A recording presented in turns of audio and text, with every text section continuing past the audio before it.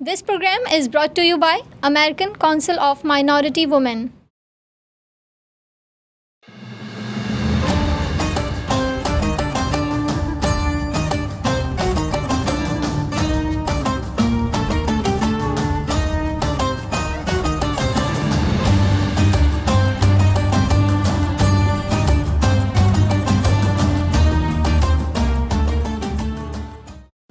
اعوذ باللہ من الشیطان اللعین الرجیم بسم اللہ الرحمن الرحیم الحمد للہ رب العالمین والصلاة والسلام علی اشرف الانبیاء والمرسلین واہل بیتہ الطیبین الطاہرین اما بعد۔ پروگرام رمضان المبارک اور خواتین میں میں آپ کی ہوسٹ فضا علی، اور آج ہمارے پروگرام کا موضوع ہے شکر گزاری، سپاس گزاری۔ عزیزان، آپ سب جانتے ہیں کہ رمضان المبارک پروردگار عالم نے جو ہم کو عطا کیا ہے، اس رمضان کے اندر سب سے بڑی کوالٹی اور سب سے بڑی صفت جو میں اور آپ نے سیکھی ہے وہ ہے صابر ہو جانا، مشکلات کے سامنے صابر ہو جانا، خواہشات کے سامنے صابر ہو جانا، آنے والے غم کے سامنے صابر ہو جانا۔ عزیزان، ایک انسان جب صابر ہو جاتا ہے تو وہ اس بات کو سمجھ لیتا ہے، بخوبی اس بات کا اندازہ ہو جاتا ہے اس کو کہ پروردگار عالم نے اس کے لیے جو چیز معین کی ہے، جو چیز رکھی ہے، اس کے اندر اس کے پس پردہ کچھ نہ کچھ بہتری پروردگار عالم نے اس کے لیے معین کی ہے۔ جب انسان صابر ہو جاتا ہے تو اس بات کو سمجھ لیتا ہے کہ ہر آنے والی مشکل اس کے لیے کوئی اچھائی لے کر آئی ہے، اس کے پس پشت، اس کے پس پردہ اس کے لیے کوئی بہت بڑی بہتری ہے۔ ہر امتحان پروردگار عالم جو اس کو عطا کرتا ہے، جو دوچار ہوتا ہے انسان، وہ اس کے لیے بہتری اور بلندی درجات کا باعث ہوتا ہے۔ جب انسان یہ بات سمجھ لیتا ہے کہ پروردگار عالم جو اس سے بہت زیادہ محبت کرتا ہے، پروردگار عالم جو 70 ماؤں سے زیادہ اس کو چاہتا ہے، جو اس کے لیے کبھی بھی کچھ برا نہیں کر سکتا، ہر مشکل، ہر پریشانی جو میرے پاس میری زندگی کے اندر آئی ہے میرے لیے بہتری لے کر آ رہی ہے، تو بس ایک انسان صابر جو صبر کے مرحلے میں پہنچ جاتا ہے اور اطمینان اس کو مل جاتا ہے صابر ہونے کے بعد، تو اس کا اگلا مرحلہ کیا ہوتا ہے؟ وہ ہوتا ہے شکر گزاری کا مرحلہ ہوتا ہے۔ اس سے پہلے ہم صبر کے کچھ مرحلوں پہ بات کریں۔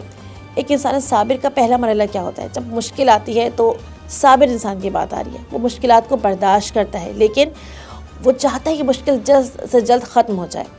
لیکن اگلا سٹیپ کیا ہوتا ہے؟ جب اس پہ مشکل آتی ہے تو وہ یہ سوچتا ہے یہ مشکل میرے ساتھ کیوں آئی ہے، اس مشکل کی وجہ کیا ہوئی ہے۔ وہ پروردگار عالم کے مقصد کو پہچانتا ہے، اور پھر ایک انسان باکمال در صبر، اس کے اندر کیا خصوصیت آتی ہے کہ وہ انسان جو ہے پروردگار عالم کے مقصد میں ہم ہدف ہو جاتا ہے، کیونکہ وہ سمجھ جاتا ہے کہ جو مشکل ہے یہ طولانی ہی صحیح، اور جتنی طولانی ہے میرے لیے یہ اتنی ہی بہتری کا باعث ہے۔ بس جب انسان صبر کی منزل پر آ جاتا ہے تو اس کے بعد اگلا مرحلہ صبر پہ اطمینان کے ساتھ اگلا مرحلہ شکر کا مرحلہ ہوتا ہے۔ اب انسان جو ہے پروردگار عالم کی نعمات کے اوپر شکر گزاری کرنے کے ساتھ ساتھ آنے والی مشکلات پر بھی شکر گزاری کرتا ہے۔ لیکن اگر ہم فقط یہ سمجھیں کہ پروردگار عالم نے جو ہمیں نعمتیں دی ہیں ہم اس پر کتنا شکر ادا کر رہے ہیں، کہ ہم ایسا تو نہیں نعمات کا کفران کر رہے ہیں کہ کفران نعمت کر رہے ہیں۔ اگر ہم قرآن کی روح سے دیکھیں تو پروردگار عالم نے اس شکر گزاری کو کس قدر اہمیت کا حامل جانا ہے۔ پروردگار عالم نے گویا زندگی کے اندر کامیابی کی جتنی کنجیاں بیان کی ہیں، کنجیاں قرآن میں بیان کی ہیں، اس میں سے ایک محکم ترین کنجی کیا ہے؟ وہ ہے شکر گزاری۔ پروردگار عالم بارہا قرآن پاک میں ارشاد فرماتا ہے، اے ایمان والوں، کیا تم نے نہیں دیکھا کہ اگر تم اپنے پروردگار عالم کے شکر گزار رہو گے تو وہ تمہاری نعمتوں میں اضافہ کرے گا، اور اگر تم نے اس کی نعمت کا شکر ادا نہیں کیا یعنی کہ کفران نعمت کی، تو پھر ایسا عذاب نازل فرمائے گا کہ تم دیکھتے رہ جاؤ گے۔ عزیزان من، یہاں اگر ہم غور کریں، فکر کریں، تو پروردگار عالم نے کامیابی کی کنجی جو قرار دی ہے وہ کیا ہے؟ شکر گزاری ہے۔ انسان جس نعمت سے محبت کرتا ہے، جس نعمت کو چاہتا ہے کہ اس کے زندگی کے اندر برکت کی حامل ہو جائے، وہ وسیع ہو جائے، تو بس چاہیے اگر وہ چھوٹی ہی نعمت ہے، اگرچہ کوئی بھی نعمت انسان کی زندگی میں چھوٹی نہیں ہوتی، لیکن بظاہر اوروں کی نسبت کبھی کبھی انسان کے اندر ایک خراب عادت یہ آ جاتی ہے کہ وہ کمپیریزن کرنا شروع کر دیتا ہے کہ میرے پاس چلو یہ گاڑی ہے، اگلے کے بعد اس سے بڑی گاڑی ہے، میرے پاس یہ مکان ہے، اگلے کے بعد اس سے بڑا مکان ہے۔ لیکن اس کمپیریزن کی وجہ سے کیا ہوتا ہے کہ انسان کے اندر جو ہے وہ ناشکری آ جاتی ہے۔ صحیح ہے، لیکن پروردگار عالم کیا کہنا چاہ رہا ہے؟ اگر تمہیں یہ نعمت ہے، تم اس نعمت کو چاہتے ہو، حاصل کرنا چاہتے ہو، آسان تر طریقہ کیا ہے؟ آسان تر طریقہ یہ ہے، محکم ترین طریقہ یہ ہے کہ تم اسی نعمت پہ جو اگرچہ ابھی تمہارے لیے قلیل ہے، اس کے اوپر شکر کو ادا کرنا شروع کر دو۔ میں اسی نعمت کو تمہارے لیے وسیع قرار دوں گا۔ ہر وہ چیز جو تم چاہتے ہو کہ تمہیں مل جائے، تم اس کی شکر گزاری کرنا شروع کر دو۔ پروردگار عالم نے دیکھیے ہمارے پاس دو راستے دیے، ایک دعا کا راستہ ہے، مانگنے کا راستہ ہے، اور جب عطا ہو جائے تو جس حد تک عطا ہو جائے اس پر شکر گزاری کرو، کیونکہ پروردگار عالم جانتا ہے کہ میرے لیے کون سی چیز کس حد تک ضروری ہے۔ جیسے کہ ایک ماں جانتی ہے جب ایک بچہ دنیا کے اندر آتا ہے تو دنیا میں آنے کے ساتھ ہی وہ ماں اس بچے کو ٹھوس غذائیں دینا شروع نہیں کر دیتی، اس کے ہاضمے کو اس قابل کرتی ہے کہ ابھی اس کو یہ غذا دینی ہے، یہ غذا دینی ہے۔ اسی طرح سے پروردگار عالم بھی جانتا ہے میرے لیے کون سی نعمت کس حد تک ضروری ہے، میرے لیے کس نعمت کی کس حد تک ضرورت اور اہمیت ہے۔ کبھی کبھی ایسا ہوتا ہے کہ انسان کو اپنی اوقات سے بڑھ کر جب نعمت مل جاتی ہے، کبھی وہ نظر بد کا شکار ہو جاتا ہے، کبھی وہ غرور کا شکار ہو جاتا ہے، کبھی وہ تکبر کا شکار ہو جاتا ہے، کبھی کسی کی آہ لگ جاتی ہے، کیونکہ عزیزان من یہ دنیا ایک بہت سخت دور سے گزر رہی ہے۔ ہم نہیں جانتے کون کس مشکلات سے دوچار ہے۔ اب جب انسان کے پاس ایسی غیر توقعاتی نعمات آتی ہیں تو سب سے بڑا پہلا کام کیا ہوتا ہے کہ آس پاس اطراف کی نظر بد انسان کو لے ڈوبتی ہے۔ اور ہم سب جانتے ہیں، رسول خدا کہتے ہیں کہ روز قیامت 1/3 دنیا جب اٹھے گی تو جب دنیا بیدار ہوگی تو 1/3 دنیا وہ ہوگی جس نظر بد سے جس کی اموات ہوں گی۔ تو بس یہ وہ محکم طریقہ ہے، اگر اپنی زندگی میں ہم یقین رکھیں کہ پروردگار عالم نے جو نعمت جس حد تک مجھے دی ہے وہ میرے لیے اس حد تک کافی ہے۔ اگر یہ بات سمجھ لیں گے تو شکر گزاری کرنا پروردگار عالم کی نسبت پروردگار عالم سے ہمارے لیے بہت زیادہ آسان ہو جائے گا اور اطمینان کے ساتھ ہو جائے گا۔ ایک شکر تو وہ ہے پروردگار عالم تعالیٰ لاکھ لاکھ شکر، تو نے ہم نے ساری نعمتیں عنایت فرمائی۔ ایک دل سے شکر گزاری، تو نے جس حد تک قابل سمجھا مجھے اس حد تک بہترین نعمت دی۔ اب سوچیں ایک بچہ ہے جو 4 ماہ کا ہے، 5 ماہ کا ہے، اور اس کی ماں اس بچے کو کوئی ٹھوس غذا دے تو آپ کو کیا لگے گا؟ یہ ماں اس بچے سے محبت کرتی ہے؟ نہیں، ہمیں لگے گا یہ ماں جو ہے غیر عقلی کام کو انجام دے رہی ہے۔ وہ پروردگار عالم جو بابصیرت ہے، عاقلوں کا عاقل ہے، کوئی ایسا کام انجام نہیں دیتا جو عقل کے خلاف ہو۔ اب ایک انسان اگر یہ بات سمجھ لے جو چیز پروردگار عالم کی طرف سے وہ میرے لیے بہترین ہے تو شکر گزاری پہ اطمینان آ جائے گا۔ شکر گزاری کے ساتھ ساتھ انسان جو کے اندر ناشکری بھی ختم ہو جائے گی، انسان جو ہے پروردگار عالم سے شکوہ کرنا بھی ختم کر دے گا۔ اب دیکھتے ہیں کہ پروردگار عالم نے شکر گزاری کو کس طرح سے ہمارے اوپر واجب قرار دیا ہے۔ اگر ہم نبیوں سے دیکھیں، اگر نبیوں کی زندگی سے سیکھیں، پروردگار عالم نے کہا اے موسیٰ میری نعمت کے شکر کا حق ادا کرو۔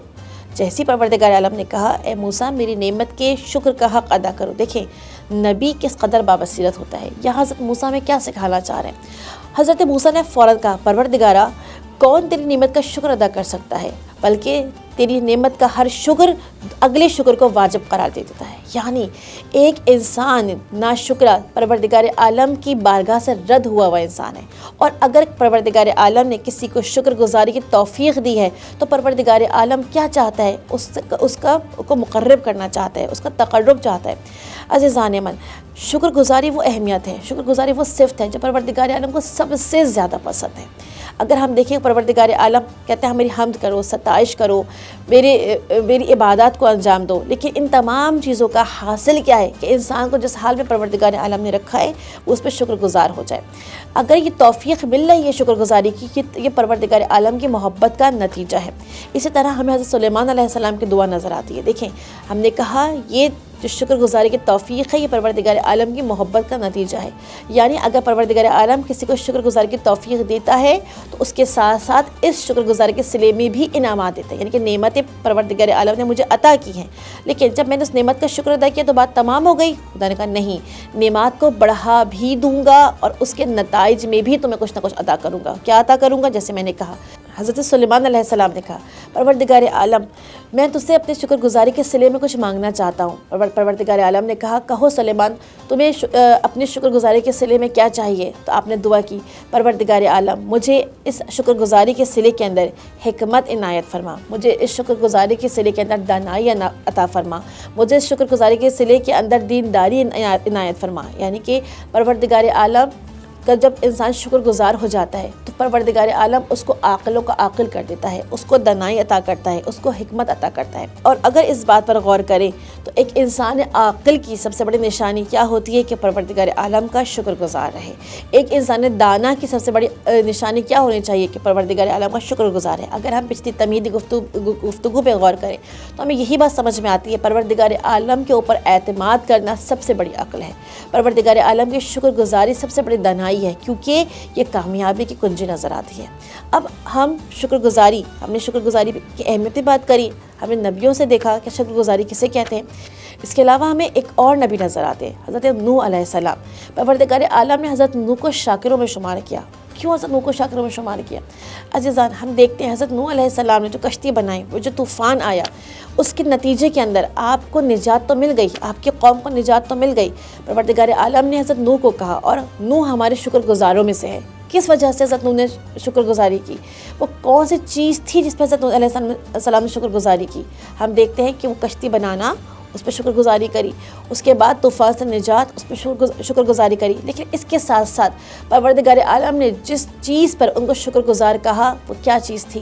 کہ حالانکہ ہم نے ان سے ان کے بیٹے اور زوجہ کو لے لیا تھا، ان کے بیٹے اور زوجہ کا جو عاقبت تھی وہ بخیر نہیں ہوئی تھی، لیکن اس پر بھی انہوں نے صبر کیا۔